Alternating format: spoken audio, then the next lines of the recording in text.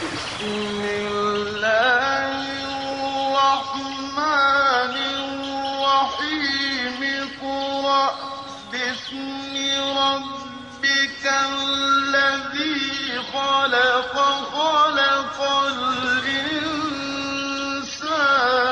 من علق اقرأ وربك الأكرم الذي علم بالقلم علم الإنسان ما لم يعلم.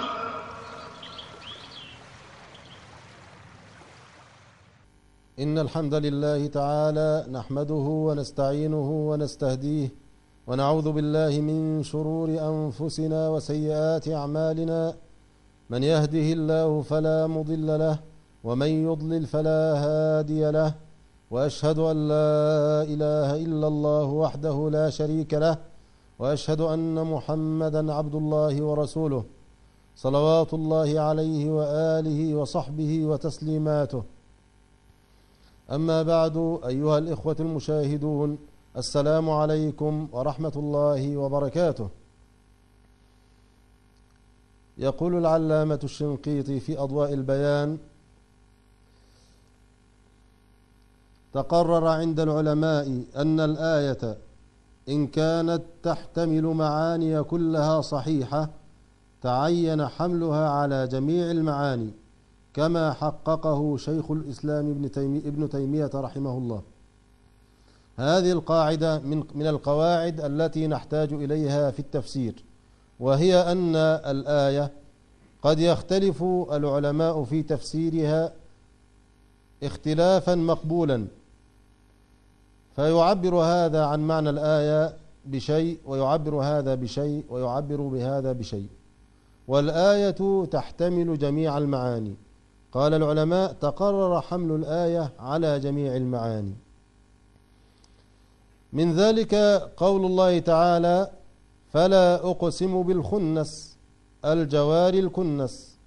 قال بعض أهل العلم: الخنس النجوم، لأنها تظهر بالليل وتخنس بالنهار. وقال آخرون: الخنس البقر الوحشية، فإنها إذا رأت الإنسان خنست بين المزارع. قال سفيان الثوري: وكله صحيح. فهذا من القواعد. قال ابن كثير: فإن الصحابة والتابعين قد يعبروا عن الشيء بلازمه، وقد يعبروا عن الشيء بنظيره، وقد يعبروا عن الشيء بعينه وحده، والكل صحيح، فيظنه الجاهل اختلافا وما هو باختلاف. قال الله تعالى: ألم تر أن الله يعلم ما في السماوات وما في الأرض، ما يكون من نجوى ثلاثة إلا هو رابعهم، ولا خمسة إلا هو سادسهم، ولا أدنى من ذلك ولا أكثر إلا هو معهم أينما كانوا، ثم ينبئهم بما عملوا يوم القيامة، إن الله بكل شيء عليم. في الحلقة الماضية وقفنا عند هذه الآية، وقررنا مذهب السلف من أن ابن كثير رحمه الله حكى الإجماع عن غير واحد، أو قال حكى غير واحد الإجماع على أن المعية في هذه الآية هي معية العلم. معية العلم، فالله تبارك وتعالى مع الجميع بعلمه، مع الجميع بسمعه، مع الجميع ببصره، لا يخفى عليه شيء من أمرهم. ولهذا قال الله تعالى: ولقد خلقنا فوقكم 7 طرائق وما كنا عن الخلق غافلين. ولما خاف موسى وهارون من بطش فرعون قال الله تعالى: لا تخافا إنني معكما أسمع وأرى. ولما خاف أبو بكر في الغار خشية أن يحصل المشركون على ما يريدون ويتمكنوا من رسول الله صلى الله عليه وسلم، قال له النبي صلى الله عليه وسلم: يا أبا بكر، ما ظنك باثنين الله ثالثهما، لا تحزن إن الله معنا. فهذه معية خاصة، وهي معية التأييد والنصر. فهناك معية عامة تعم جميع الخلق، وهناك معية خاصة يخص بها المؤمنين، يخص بها الله تعالى المؤمنين المسلمين المتمسكين بدين الله عز وجل. وقررنا في المرة الماضية أنه من العقائد المعروفة المستقرة عند السلف قاطبة أن الله تعالى فوق العرش بائن من خلقه وهو معهم بعلمه. وذكرت لكم كلام الأئمة أن الإمام أبي حنيفة سئل عن رجل يقول الله في كل مكان، قال قد كفر. قال فإن قال رجل الله تعالى فوق العرش ولكن لا أدري أين العرش، قال قد كفر. وكل هذا أيها الإخوة لأنه ينكر آيات في القرآن. الله تعالى في القرآن يقول الرحمن على العرش استوى في 7 مواضع. فإذا قال الإنسان الله تعالى ليس فوق العرش، الله في كل مكان، فقد أنكر آيات القرآن، ومن أنكر آية من القرآن كفر.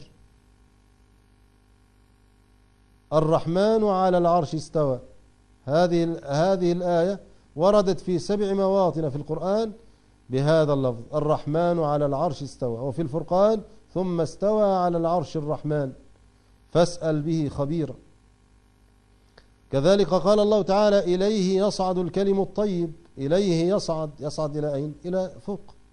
وقال الله تعالى يخافون ربهم من فوقهم ويفعلون ما يؤمرون.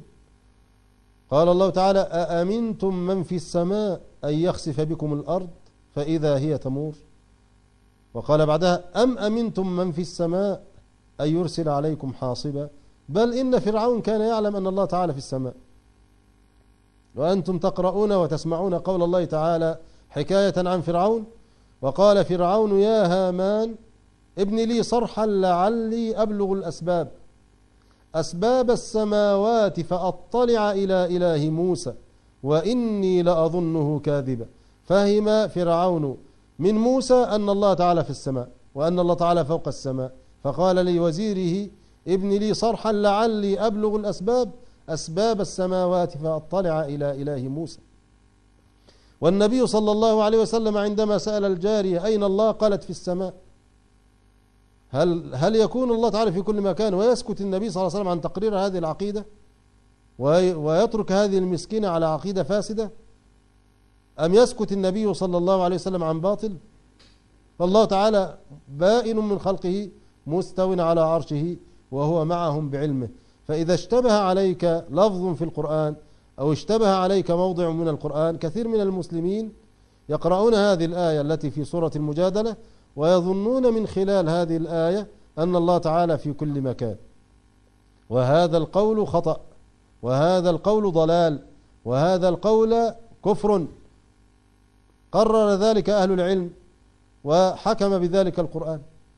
والإنسان إذا دعا ربه يتجه بقلبه إلى السماء. والرسول صلى الله عليه وسلم عندما أراد أن تحول القبلة إلى الكعبة إنما كان يقلب بصره في السماء ووجهه في السماء. قد نرى تقلب